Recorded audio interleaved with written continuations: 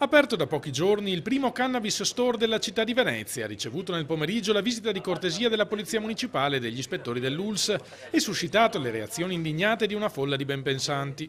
Ne manca anche questo, non c'è droga è cannabis, perché non ne c'è già abbastanza, guarda. Quindi manca questa che abbia sotto casa, terribile.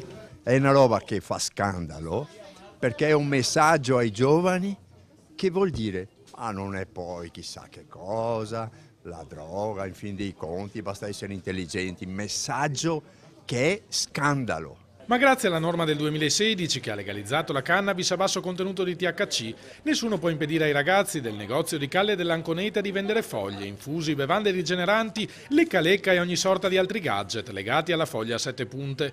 E se tra i veneziani molti mugugnano, per chi gira il mondo c'è davvero poco da scandalizzarsi.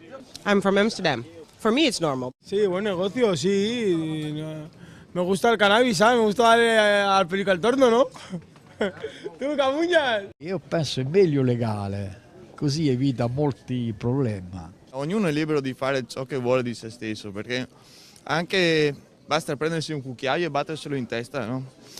Cioè voglio dire, ognuno bisogna che prenda coscienza di quello che sono le droghe, quelle che sono le alterazioni della mente, quelle che sono le alterazioni del cervello e poi faccia quello che vuole.